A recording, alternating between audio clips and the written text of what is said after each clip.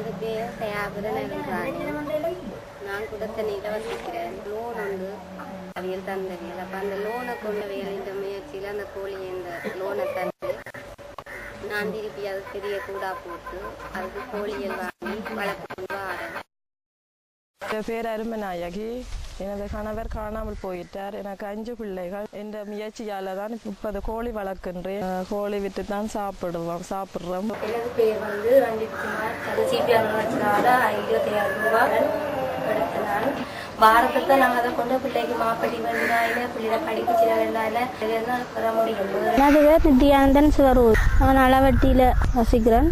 எனக்கு 5 பிள்ளை. கோழி வளர்க்குறதுக்காக லோன் பண்ணி கோழி கூடு கட்டி கோழியை வளர்த்துக்கும் கொஞ்சம் கொஞ்சமாக மிச்சம் பிடிச்சி தான் அந்த தோட்டத்தை செய்வோம் என்று சொல்லி பூசணி கோட்டை மரவள்ளிகள் அது வைக்கணும்னு சொல்லி வச்சேனாங்க. நான் ஒருத்தருக்குமே இந்த மரவள்ளியில் 13,000 ரூபாய்க்கு விற்றேன். அந்த காசுக்கு 2 ஆட்டுக்குட்டியும் ஒரு தாயும் வேண்டினான். இப்போ நாங்கள் எங்கள்ட சொந்த காலில் உழைச்சி நாங்களும் நல்ல நிலைமைக்கு எங்களோட சொந்த காலில் நிற்க வேணும்.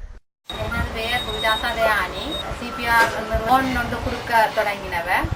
அந்த லோனை வச்சு இந்த கடைக்கு மேலதிகமாக சாமான் போட வேண்டி ஏற்பட்டது. அப்போ அந்த காசையை எடுத்து மேலதிக சாமானை போட்டு நடத்தி கொண்டு வரேன்.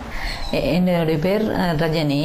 நான் வல்லத்துறையில இருக்கிறேன். இழுப்பாக செய்துதான் எனது பிள்ளைகளை வளர்க்கிறேன். சரியான வேதனையோட வீட்டுக்குள்ளான் இருந்தேன். நான் இந்த பிறகு இந்த சிபிஆர் நிறுவனம் எங்களை வெளியில கொண்டு வந்துச்சு. பிள்ளைகளை வளர்க்கணும். நான் எல்லாருக்குமாக நான் வாழ்ந்து காட்டணும். நான் எல்லாரும் ஒரு எடுத்து காட்டணும். பொம்பளை வளர்ந்து காட்டணும்ன்றதான் எனது நோக்கமே. அதுக்கு பிறகு நான் இப்ப சிபிஆர் நிறுவனத்தால இருந்து லோன் தந்து நான் இப்ப எள்ளுப்பாக செய்யறேன். புண்ணாக்கு செய்யற மிஷின் ஒன்று நான் இந்தியாவில இருந்து எடுப்பிச்சு. அந்த புண்ணாக்கு எனக்கு இவ்வளவு சுகம். எனது பேர் வசந்த ரூபன் திலவரூபி. வெள்ளடுத்துறையில வசிக்கிறேன்.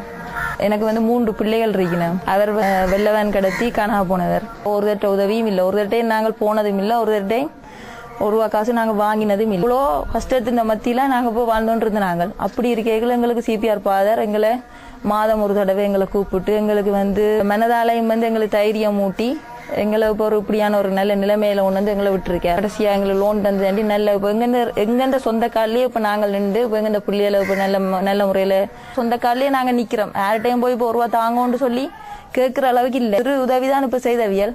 சிறு உதவியிலேயே நாங்கள் இப்போ ஒரு அளவுக்கு முன்னேறக்கூடியதா இருக்குது. இப்போ புருஷன் உள்ளவியல் தங்கண்ட பிள்ளைகளை வளர்க்கணுமோ அதே மாதிரி இப்ப நாங்கள் எங்களோட பிள்ளைகளை வளர்க்கக்கூடியதாகவும் இருக்கு. இப்ப நாங்கள் எங்கள்ட சொந்த காலில் உழைச்சு நாங்களும் நல்ல நிலைமைக்கு எங்களோட சொந்த காலில் நிற்க வேணும்.